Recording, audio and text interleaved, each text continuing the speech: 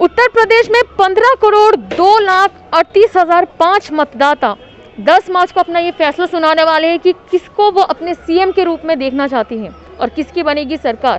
पहले की सरकार और अब की सरकार में क्या फ़र्क है, किस सरकार के अंतर्गत ज़्यादा उन्नति हुई है, ज़्यादा विकास हुआ है और क्या क्या मुद्दे हैं, और इसी बात की पड़ताल करने हम यहाँ पे आए हैं देश के सबसे बड़े चुनावी राज्य यानी लखनऊ में। और लखनऊ में बीजेपी के कार्यालय के ठीक बाहर में खड़ी हूँ और यहाँ पे ये ग्राउंड रिपोर्ट सिर्फ आपके लिए लेके आई हूँ। तो आइए चलते हैं हमारे साथ। जहाँ एक तरफ बीजेपी के बहुत सारे कार्यकर्ता बीजेपी का हाथ छोड़ते हुए नजर आए, वहीं दूसरी तरफ आज एपीएस के जो अध्यक्ष है उन्होंने बीजेपी का हाथ थामा है। तो उनसे पूछेंगे उनके इस फैसले के पीछे का मूल कारण क्या है। तो हमारा मूल कारण ये, जो भाई बीजेपी के साथ छोड़ के गए वो अवसरवादी लोग हैं। वो पहले कभी मायावती के साथ भी रहते थे, वहाँ से भी मायावती पर आरोप लगाकर छोड़े, इसके बाद भारतीय जनता पार्टी में भी आरोप लगा के छोड़े, और एक दिन वो अखिलेश को भी इसी तरीके से गाली दे के छोड़ेंगे। वो तो अवसरवादी लोग हैं। और भारतीय जनता पार्टी के साथ आज वो लोग आ रहे हैं जो निस्वार्थ भाव से जनता की सेवा करना चाहते हैं, क्षेत्र का विकास करना चाहते हैं, अमन और शांति फिर से उत्तर प्रदेश में इसी तरह बरकरार रहे, इसलिए भारतीय जनता पार्टी की ओर लोग आकर्षित हैं। आम जनता पूरी तरीके से भारतीय जनता पार्टी के पक्ष में एकदम झुकाव हो रहा है, एकदम लहर सी उत्तर प्रदेश में भारतीय जनता पार्टी के पक्ष में बन रही है। केवल ये शोर शराबा, ऊपरी दिखावा गुंडे बदमाश मवालियों का है जो प्रचार प्रसार कर रहे हैं। ऐसा नहीं है। आम जनता में आप भी जाती हैं तो आपको लग रहा होगा कि सीध केवल भारतीय जनता पार्टी की एक तरफा हवा है। 2022 के क्या क्या मुद्दे होंगे, क्या क्या वो चीज़ें होंगी जो जनता ईवीएम पे आपके लिए बटन दबाए। भारतीय जनता पार्टी ने जो विकास किया है और विकास में जो काम अधूरे पड़े हैं फिर से वो पूरे काम हो। मेन मुद्दा तो ये रहेगा।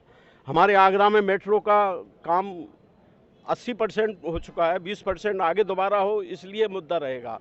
और भी बहुत सी ऐसी जो जनता से जुड़ी हुई छोटी छोटी समस्याएं जो भारतीय जनता पार्टी जो उनको लाभान्वित कर रही है, जो जनता को लाभ पहुंचा रही है, उसमें रुकावट ना आए, ये मुख्य मुद्दा हमारा रहेगा। आपकी पार्टी अब अपने सिंबल पे चुनाव लड़ेगी या बीजेपी के सिंबल पे? हमारी पार्टी बीजेपी के सिंबल पे चुनाव हमारी पार्टी नहीं लड़ रही। हम बीजेपी को समर्थन कर रहे हैं।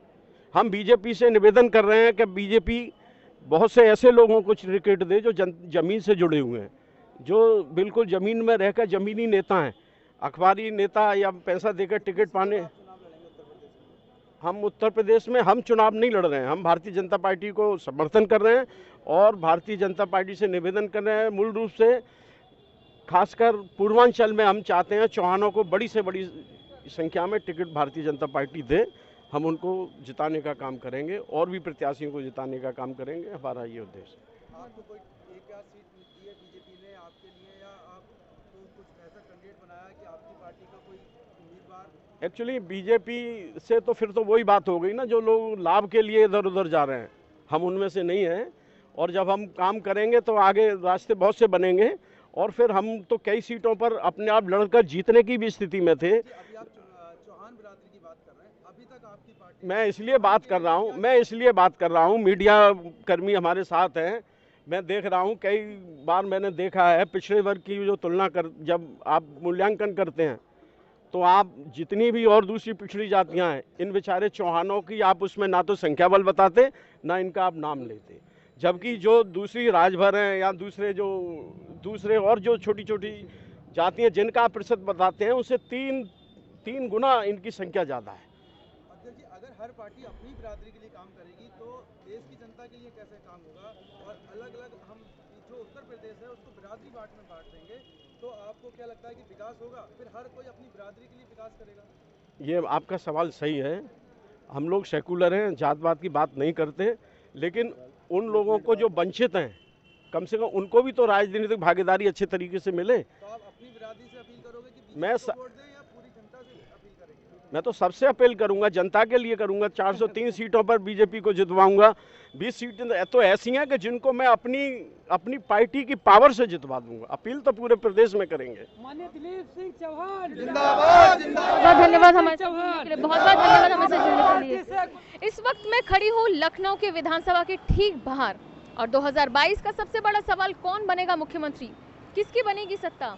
क्या इतिहास बदलते हुए बीजेपी फिर से लाएगी अपनी सरकार? क्योंकि यूपी की जो इतिहास है वो यही कहती है कि यूपी अपना सीएम नहीं दोहराती है। तो क्या इस इतिहास को बदलती नजर आएगी बीजेपी, या फिर इस बार पूरे यूपी में दौड़ेगी साइकिल यानी समाजवादी पार्टी? और इस सारे अपडेट्स आपको मिलते रहेंगे हमारे साथ यूरो न्यूज़ 24 में। तो देखते रहिए मेरे साथ लखनऊ की ग्राउंड रिपोर्ट। लखनऊ से जुड़ी हर अपडेट आपको मिलती रहेगी हमारे फेसबुक, इंस्टा और यूट्यूब में। तो हमारे चैनल को सब्सक्राइब करें और लखनऊ की हर अपडेट्स